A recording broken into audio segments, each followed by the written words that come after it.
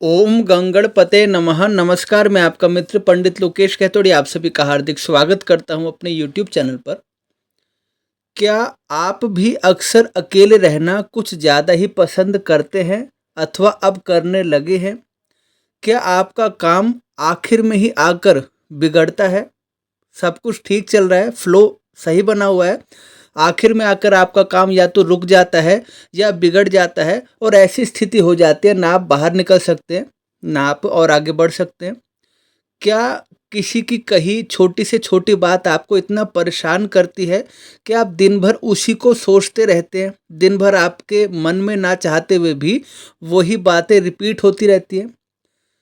क्या अचानक से ही आपके नसों में खिंचाव शुरू हो जाता है? दर्द खासकर पैरों के हिस्से में विशेष रूप से दर्द शुरू हो जाता है? क्या आप सोचते बहुत हैं, प्लानिंग बहुत करते हैं, लेकिन उसको काम नहीं कर पाते, आप कुछ भी एग्जीक्यूट नहीं उसको कर पाते? क्या आप भी आध्यात्मिक और भौतिक सुखों में उलझकर कंफ्यूज हो जाते हैं? कभी आप स्पिरिचुअल होते हैं, कभी आप भौतिकवादी होते हैं और आपका मन इसी दुविधा में चलता रहता है और अल्टीमेट आप अपने गोल से भटक जाते हैं। संतान से या तो आपकी बनती नहीं या आप उनको लेकर बहुत परेशान रहते हैं। आप कुछ कहते हैं और उनको कुछ और ही समझ आता है। तो ये सावधान होने की बात है, क्योंकि ये आपके खराब केतु के लक्षण हैं। आपकी कुंडली में जब भी केतु खराब होगा तो ये लक्षण आपके साथ हो सकते हैं। वैसे तो आपकी कुंडली में बहुत से अन्य ग्रह भी इसके कारण हो सकते हैं या देश काल परिस्थिति के अनुसार और भी इसकी वजह हो सकती है, लेकिन एक मुख्य कारण अगर कुंडली के हिसाब से हम देखें, जन्म कुंडली के हिसाब से, तो केतु का भी इसमें बहुत महत्वपूर्ण रोल हो जाता है इन सब लक्षणों में। और ये सारी चीज़ें अगर कभी कभी होती हैं और आप कहें इत्तेफाक है, कभी कभी हुआ तो अलग बात है, लेकिन ये रिपीट से रिपीट होती जा रही हैं और एक लिमिट के ऊपर, जैसे कहते हैं ना पानी सिर के ऊपर चला जाना, एक लिमिट से ऊपर ये सारी चीज़ें हो रही हैं और आप परेशान इतना हो गए कि अपने काम पर भी आप फोकस नहीं कर पा रहे हैं। तो आप समझ जाइए ये सब आपके खराब केतु के लक्षण आपको दिखाई देने शुरू हो गए हैं।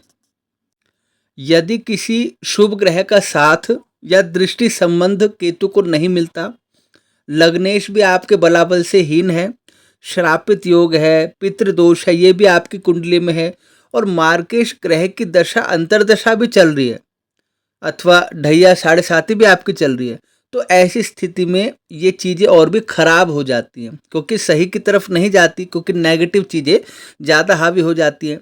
ऐसा व्यक्ति का एक निचोड़ मैं बताऊं, सब कुछ करके भी निराश ही रहता है, वो असंतुष्ट है। उसको खुद नहीं पता कि वास्तव में उसको क्या करना है और वो खुश क्यों नहीं है, फील क्यों नहीं आ रहा। सब कुछ पा लेने पर भी या थोड़ा बहुत पा लेने पर भी वो खुश नहीं होता। और सबसे जो मेन इसका एक दुख मैं कहूँ कि अपनों का सहयोग या तो मिलता ही नहीं, बिल्कुल अपनों का सहयोग नहीं मिलता, या मिलता है तो समय पर नहीं मिलता। जब आपका काम ही खराब हो जाता है उसके बाद कोई सपोर्ट करता है तो उस चीज़ का कोई फायदा नहीं होता। केतु अगर आपकी कुंडली में मजबूत है तो आपको फर्श से अर्श पर ले जाते हैं, बिल्कुल आपको ऊंचाई पर ले जाते हैं केतु। लेकिन अगर खराब है तो अर्श से फर्श पर भी लाने में देर नहीं करते, आपको नीचे गिराने का काम भी करते हैं। आपकी संतान और आपके बीच में मतभेद हो जाते हैं। सूर्य अगर आपकी कुंडली में मजबूत है और आपके अंदर कॉन्फिडेंस है, लीडरशिप क्वालिटी है, लेकिन फिर भी अगर केतु आपका मजबूत नहीं है तो कहीं ना कहीं आपकी टीम का भी पॉजिटिव रिस्पांस आपको नहीं मिलता। आप इस चीज़ की भी शिकायत करेंगे कि जो वर्क कल्चर है वो भी आपके लिए थोड़ा सा टॉक्सिक बनता जाता है। अगर ऐसा अनुभव आपके साथ भी होता है और लंबे समय तक होता है तो आपको भी अपनी कुंडली में केतु के हालात पर गौर जरूर करना चाहिए, ताकि समय रहते उसको ठीक किया जा सके, सुधारा जा सके और केतु को मजबूत किया जा सके। अगर आपकी कुंडली में भी ये सारे सिम्टम आपको दिखाई देते हैं, अपनी लाइफ में आपको लगता है कि सारी चीज़ें आप फेस कर रहे हैं, और कभी कभी की बात अलग है, कभी कभी सबके साथ होता है, लेकिन एक लिमिट से ऊपर वो सारी चीज़ें हैं, आपने एक बेंचमार्क बनाया था उससे ऊपर ये सारी चीज़ें जाती हैं, तो आप कमेंट में ज़रूर लिखिए कि हाँ ये सारे अनुभव मेरे साथ भी हुए हैं। और यहाँ पर वीडियो बनाने का मेन पर्पस क्या है कि यहाँ पर मैं आपको 3 सरल उपाय बताऊंगा जिससे आप अपने केतु को ठीक कर सकते हैं। कम से कम देखिए, कुछ चीज़ें होती हैं वो हमारे हाथ में होती है और कुछ चीज़ें ऐसी होती है जो हम प्रे करते हैं। तो यहाँ पर हम स्पिरिचुअल तरीके से कैसे इस चीज़ को ठीक कर सकते हैं, इसके बारे में चर्चा करेंगे। पहला उपाय है, अपने पुरोहित जी से संकल्प पूर्वक श्री गणेश अथर्व शीर्ष का संपुटित करवा के 11 अथवा 21 पाठ हर गणेश चतुर्थी पर अवश्य करवाइए। हर गणेश चतुर्थी पर आपको ये पाठ करवाने हैं और आप अपनी मनोकामना कहिए और आपको क्या समस्या है वो भी कहिए। साथ ही साथ लड्डू, मोदक, दूर्वा, धूप, दीप, नैवेद्य और भी पूजा की जो भी सामग्री है उनसे गणेश जी का पूजन अवश्य करें, क्योंकि इससे गणेश जी की कृपा से जो केतु का नेगेटिव एस्पेक्ट है वो आपके लिए खत्म होगा। और जैसे सिक्के के दो पहलू होते हैं, तो जब नेगेटिव चीज़ें साइड हो जाती हैं तो आपके लिए क्या बचता है? Positive aspect. दूसरा, ये बहुत ही महत्वपूर्ण उपाय है, श्री केतु यंत्र।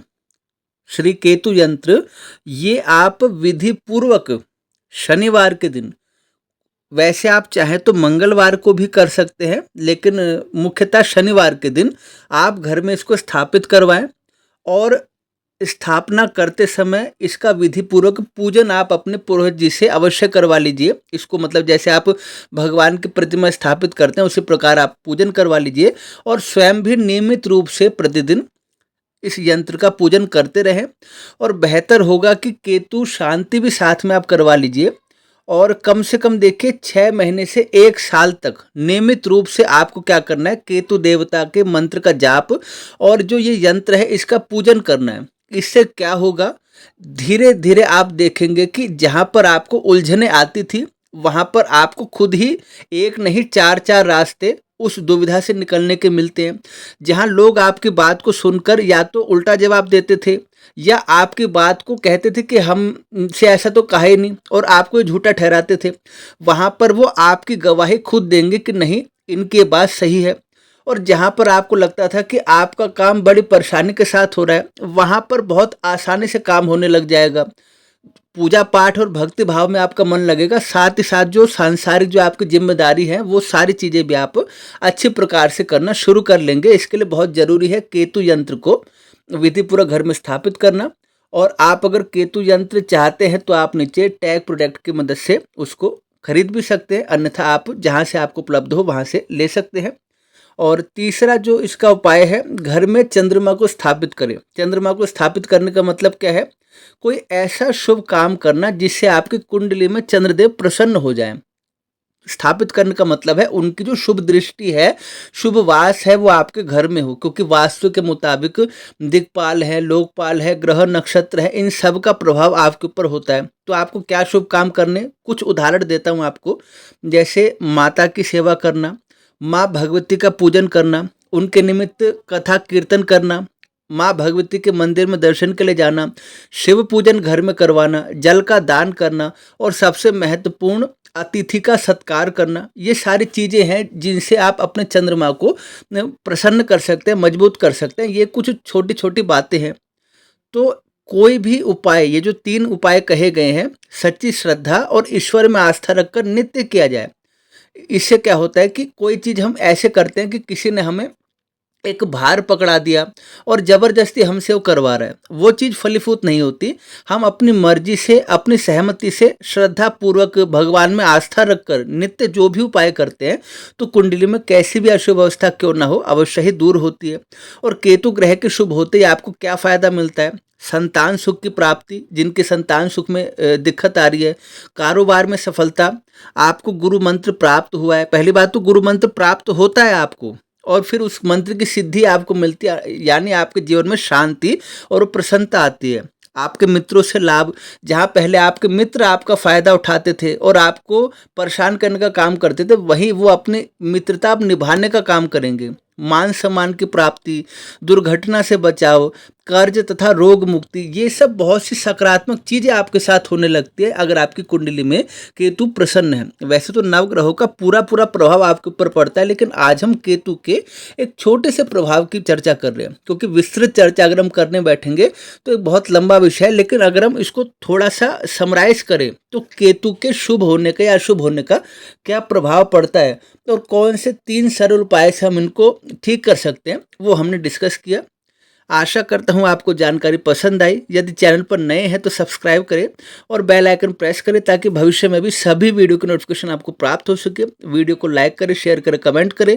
डेली एस्ट्रो टिप प्राप्त करने के लिए मेंबरशिप ज्वाइन करें।